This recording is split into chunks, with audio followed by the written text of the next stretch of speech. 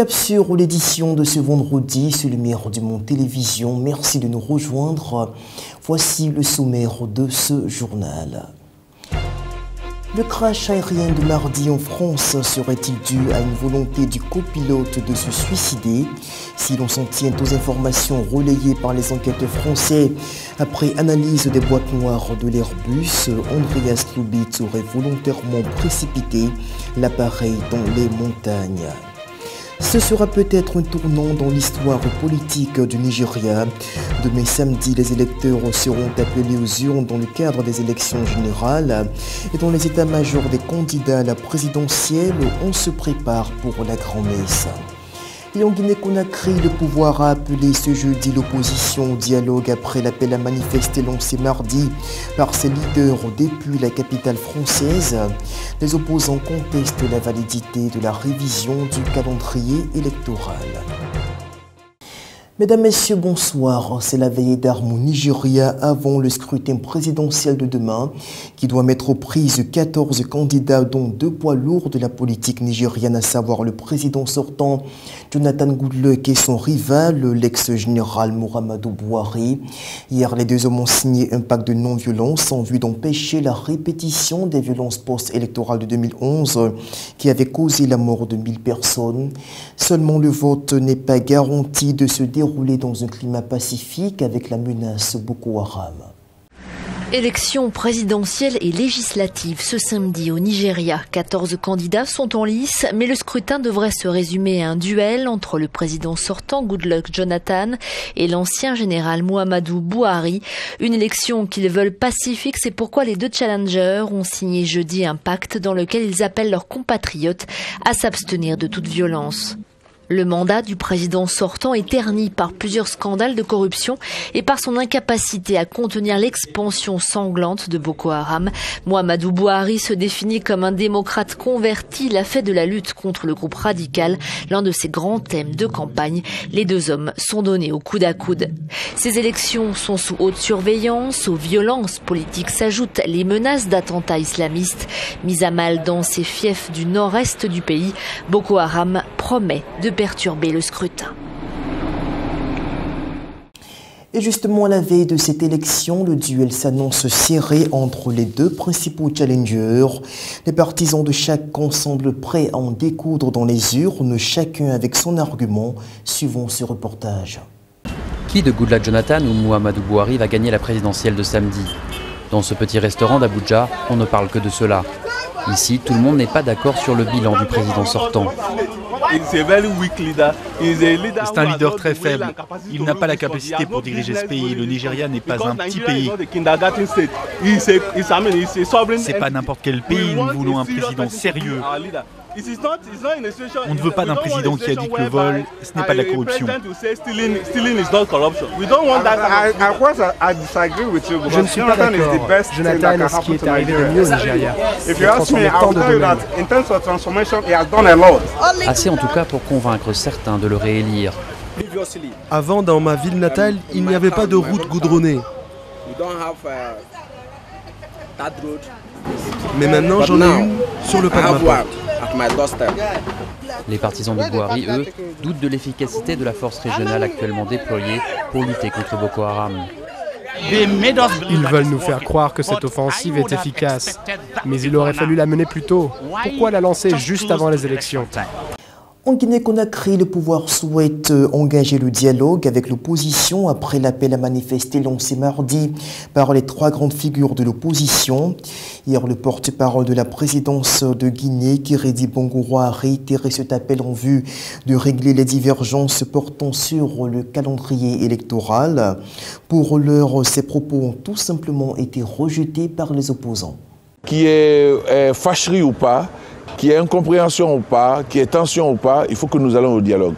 On ne peut pas refuser le dialogue comme passage obligé de la meilleure application possible des textes de droit dans notre pays. Nous sommes ouverts au dialogue. Le président de la République a instruit au ministre d'État à la Justice, qui lui-même, je crois, a pris une initiative depuis hier pour relancer le dialogue avec l'opposition et la majorité. La CENI a pris une décision qui s'est appuyé entre autres sur des dispositions constitutionnelles.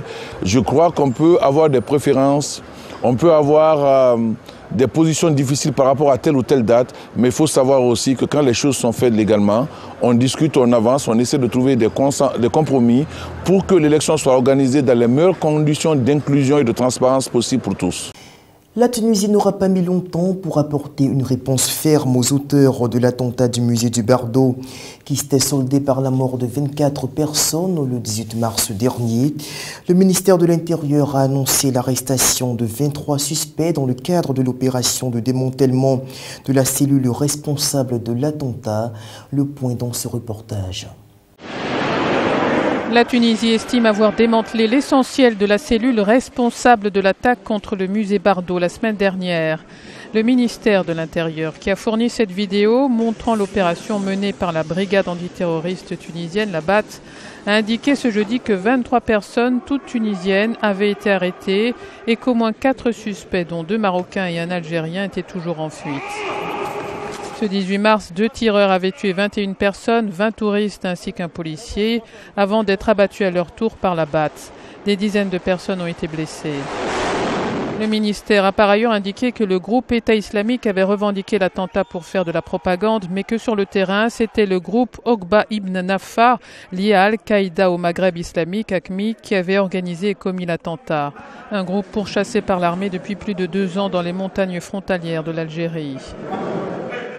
Vous le savez, l'Arabie Saoudite est passée à l'offensive depuis mercredi contre les milices chiites Houthis qui avaient réussi le jour même à s'emparer de l'aéroport d'Aden, là où était retranché le président sunnite Abderrahmane Mansour Hadi. L'armée saoudienne engageait donc des raids aériens contre les positions des rebelles Houthis dans le but de remettre en selle le régime du président Hadi qui a trouvé refuge sur son territoire. Riyad n'est pas seul dans cette aventure car outre les monarchies arabes, le royaume wahhabite peut compter sur l'aide précieuse des États-Unis et de l'Égypte. Peu d'experts y croyaient, elle a pourtant eu lieu, l'intervention militaire au Yémen menée par l'Arabie Saoudite. Une opération militaire lancée dans la nuit de mercredi à jeudi avec un objectif, empêcher la chute du président yéménite Hadi, confronté à une rébellion de la milice chiite des Houthis. Ces derniers se rapprochaient depuis plusieurs jours de la ville d'Aden, dans laquelle s'était réfugié le président, une ligne rouge pour l'allié saoudien, qui a donc mis en application ces menaces. L'opération a été lancée sans qu'aucune demande n'ait été déposée auprès de l'ONU et a pris au dépourvu la plupart des experts qui voyaient comme nulles les chances d'obtenir l'assentiment du gouvernement Obama. Mais la Maison-Blanche a indiqué dans la foulée des premiers bombardements saoudiens qu'elle apporterait un soutien logistique à son allié. L'opération inclurait une dizaine de pays dont le Qatar, le Koweït, Bahreïn ou encore les Émirats arabes unis, des pays qui, comme le Yémen, sont sunnites ou dirigés par des familles sunnites. L'objectif est de défendre le gouvernement légitime du président Hadi de tentatives de prise de pouvoir par des milices Houthis au Yémen. L'usage de la force est toujours le dernier recours. Et c'est avec beaucoup de réticence que nous avons fait ce pas avec nos partenaires du Conseil de coopération du Golfe, ainsi que des pays en dehors du Conseil. Les raids ont pris par surprise la population de Sanaa. Plusieurs sites sensibles, tenus par la rébellion, ont été visés par la coalition emmenée par les Saoudiens. La crise au Yémen s'était envenimée depuis septembre 2014, quand les Houthis avaient déferlé sur la capitale pour y contester les pouvoirs du président Hadi. Les États-Unis, dont les dernières troupes ont quitté le Yémen vendredi, se retrouvent désormais dans une configuration similaire à celle de l'Irak. Car en prenant fait et cause pour le président yéménite, il se prive de l'appui des milices chiites face aux groupes djihadistes de la région. Une situation qui pourrait renforcer de fait la légitimité des djihadistes qui apparaissent comme les défenseurs naturels des populations sunnites. Et nous étions en ligne un peu plus tôt ce matin avec Jacques Neria, notre consultant pour les affaires militaires et les affaires de terrorisme. Écoutez son analyse. Selon lui, ces frappes étaient planifiées depuis longtemps. Pour coordonner une telle attaque, il faut quand même se préparer. Il faut se préparer pendant pas mal de temps. Il faut savoir choisir les cibles. Donc tout cela a été fait en concert, en coordination avec les États-Unis. Tout cela a duré pas mal de temps pour pouvoir rassembler en Arabie Saoudite une flotte aérienne des Émirats, du Qatar, du Koweït, de Bahreïn, de Jordanie, d'Égypte et du Pakistan et même du Maroc et du Soudan. Il faut quand même avoir passé quelques temps. Donc ce qui veut dire tout simplement que les Saoudiens se préparaient à une telle éventualité depuis un certain temps. Et à Sanaa, dans la capitale yéménite, les partisans des Houthis ont manifesté hier pour dénoncer l'ingérence du voisin saoudien dans les affaires intérieures de leur pays. Selon les manifestants, l'action militaire de Riyad est une agression contre la souveraineté du Yémen. Les images de la manifestation. Nous sommes ici pour protester contre les frappes saoudiennes et américaines sur notre patrie, pour laquelle nous sommes prêts à nous sacrifier. Nous défendrons notre terre avec toutes les forces dont nous disposons.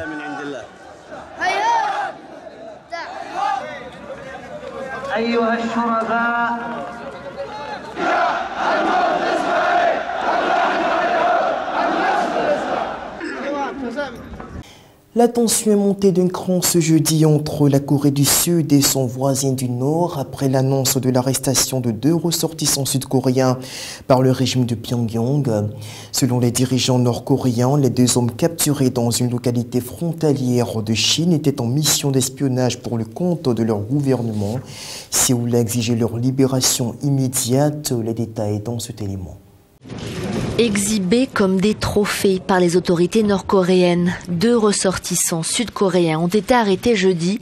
Ils sont accusés d'espionnage et de propagande religieuse. Selon Pyongyang, ils opéraient depuis la ville frontalière chinoise de Dandong, où ils collectaient des informations sur le Parti communiste, l'État et des secrets militaires.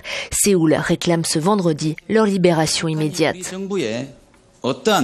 Il est très regrettable que la Corée du Nord retienne de manière unilatérale nos citoyens sans aucune explication et qu'elle fasse des allégations aussi absurdes, a dit le ministre sud-coréen de l'unification. Ces mesures prises par la Corée du Nord s'opposent non seulement aux pratiques internationales, humanitaires, mais aussi aux valeurs universelles des droits de l'homme. De nouvelles tensions qui mettent à mal le rapprochement attendu entre les 2 Corées. En janvier dernier, le dirigeant nord-coréen Kim Jong-un s'était dit prêt à reprendre le dialogue avec le Sud au plus haut niveau. Des révélations troublantes à présent sur les circonstances du crash de l'Airbus A320 de la Germanwings. Selon les enquêteurs français, le copilote allemand serait à l'origine de l'accident qui a fait 150 morts mardi dans le sud de la France. Andreas Lubitz aurait volontairement précipité l'appareil vers les montagnes et ce après avoir bloqué le commandant de bord à l'extérieur du cockpit. Des perquisitions ont eu lieu dans la soirée d'hier à son domicile de Montabour à l'ouest de l'Allemagne. Un ordinateur, c'est ce qu'ont emporté entre autres les enquêteurs allemands après avoir perquisitionné la maison d'Andreas Lubitz. Un homme au visage caché a également été emmené. Andreas Lubitz était originaire d'une petite bourgade de l'ouest de l'Allemagne. Ici, on se souvient de lui comme d'un garçon sympathique, amateur de course à pied et passionné d'aviation. Il était très drôle, même si parfois c'est vrai qu'on le trouvait assez discret. C'était juste un garçon parmi tant d'autres ici. Il était bien intégré. C'est inimaginable ce qu'on lui reproche. Ce que je demande, c'est que l'on prenne le temps d'y penser avant de tirer des conclusions hâtives. Andreas Lubitz, 28 ans, était seul dans la cabine de pilotage. D'après la boîte noire, il aurait précipité volontairement la chute de l'appareil avant d'empêcher le commandant de bord de revenir à ses côtés dans le cockpit. La piste du suicide est donc privilégiée. Le copilote travaillait chez Germanwings depuis septembre 2013. Il avait à son actif 630 heures de vol. Il y a eu une interruption de 6 mois au cours de la formation de ce pilote. Mais après cet épisode, ses qualifications ont été à nouveau vérifiées avant qu'il ne reprenne l'entraînement. À la Lufthansa, on n'explique pas le geste d'Andreas Lubitz. Les tabloïds allemands, eux, parlent de déception sentimentale. La famille du copilote devrait bientôt être interrogée par les enquêteurs. Et donc, suite à cette révélation inédite, plusieurs compagnies ont décidé de prendre le taureau par les cornes. Dès hier soir, 2 compagnies canadiennes et d'autres compagnies à travers l'Europe ont annoncé l'instauration d'une mesure visant à mettre en permanence un membre de l'équipage dans le cockpit en cas d'absence de l'un des pilotes. L'idée commence à faire son chemin. Imposer 2 membres de l'équipage dans la cabine de pilotage tout au long du vol. Une mesure à effet immédiat prise par les 2 compagnies canadiennes, Air Transat et Air Canada, et très vite soutenue par le gouvernement. Actuellement, la présence de 2 membres de l'équipage dans la cabine n'est pas une exigence. Après cette décision, ce sera obligatoire. Et très vite, d'autres compagnies suivent l'exemple canadien. La low-cost britannique EasyJet, l'islandaise Iceland Air ou encore la compagnie norvégienne, 3e low-cost européenne. Une mesure qui entre en vigueur dès aujourd'hui pour ces compagnies qui n'attendent que le feu vert de l'aviation civile de leurs pays respectifs. Aux États-Unis, depuis le traumatisme du 11 septembre, l'autorité fédérale de l'aviation impose déjà le remplacement du pilote dans le cockpit par un membre de l'équipage. En Europe, certaines compagnies appliquent déjà cette mesure. La finlandaise Ryanair, la low-cost irlandaise Ryanair et la compagnie espagnole Iberia. Quant à Air France, rien n'oblige pour l'instant le pilote absent à être remplacé. La compagnie française n'a fait pour l'instant aucune déclaration. Alors, comment s'est produit le crash? Qu'est-ce qui s'est passé à l'intérieur de l'appareil au moment de la catastrophe? Voici le scénario reconstitué du drame suite aux analyses des experts français. Tout commence par un échange courtois et enjoué entre Patrick, le commandant de bord, et Andreas, le copilote. 20 minutes de conversation avant le briefing sur l'atterrissage prévu à Düsseldorf. Là, le copilote de 28 ans répond de façon laconique. Puis le commandant de bord se lève, probablement pour aller aux toilettes. La porte du cockpit se referme derrière lui. Andreas est alors seul aux commandes. Il actionne la descente de l'appareil. Le commandant de bord est bloqué à l'extérieur. On entend plusieurs appels du commandant de bord demandant l'accès à la cabine de pilotage. Et ce, par l'intermédiaire de ce qu'on appelle l'appel cabine. En l'espèce, c'est un interphone avec une visio. Donc on peut dire qu'il s'est montré, il s'est identifié, mais aucune réponse de la part du copilote. Il a tapé pour se manifester comme pour demander l'ouverture de la porte et il n'a eu aucune réponse du copilote. Pourtant, le copilote est bien vivant. Sur les enregistrements de la boîte noire, jusqu'au bout, on entend sa respiration régulière, sans aucun signe d'affolement. Il respirait normalement. Ce n'est pas une respiration de quelqu'un qui est en train de faire un infarctus, si vous voulez. Il n'a strictement prononcé aucun mot depuis que le commandant de bord a quitté la cabine. La tour de contrôle de Marseille tente désespérément de le joindre. Le copilote s'emmure dans le silence. Les contrôleurs aériens demandent alors de faire le code de détresse du transpondeur, c'est-à-dire le 7700, et il n'y a eu aucune réponse. Ce qui signifie que cet avion devenait prioritaire par rapport à tous les autres avions pour un éventuel atterrissage forcé. La tour de contrôle a même demandé à d'autres avions de faire un relais radio pour contacter cet Airbus et aucune réponse n'est également intervenue. À l'approche du sol, les alarmes se déclenchent. De l'autre côté du cockpit, on essaie de défoncer la porte blindée. Sans succès. Les passagers viennent tout juste de réaliser. Mais l'Airbus, il est assez grand, hein. C'est un Airbus A320, c'est pas un tout petit appareil. Donc les passagers ne sont pas juste à côté de la cabine de pilotage. Donc nous entendons des cris qu'à la fin. C'est pour ça que je vous ai donné la réponse. Les cris, c'est dans les tout derniers instants. Et je rappelle que la mort a été instantanée, puisque cet appareil, en percutant à 700 km/h la montagne, a littéralement, vous avez vu les images, explosé. L'avion aurait toutefois glissé sur un talus ou une pente avant de percuter la montagne. Le copilote a ainsi tué 149 personnes. Ses motivations sont pour l'heure inconnues. C'était le chaos ce jeudi dans le quartier d'East Village à New York aux États-Unis. 19 personnes ont été blessées dans un incendie spectaculaire qui a effondré 3 immeubles d'habitation. De nombreux autres bâtiments ont également été touchés par les flammes. Les précisions dans cet élément. Une explosion, 3 immeubles qui s'effondrent, puis un gigantesque incendie. C'est une scène de chaos qui s'est déroulée jeudi dans le quartier d'East Village à New York. 19 personnes ont été blessées dans la catastrophe. Parmi elles, 2 ont été gravement brûlées, notamment aux voies respiratoires, et une autre a été soufflée par l'explosion initiale.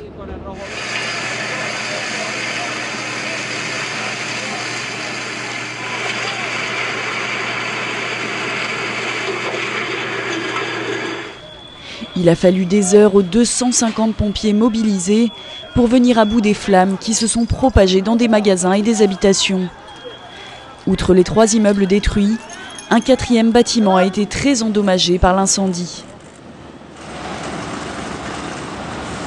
Selon le maire de New York, l'explosion initiale a été provoquée par des travaux sur des conduites d'eau et de gaz réalisés sur l'avenue, devant les bâtiments touchés.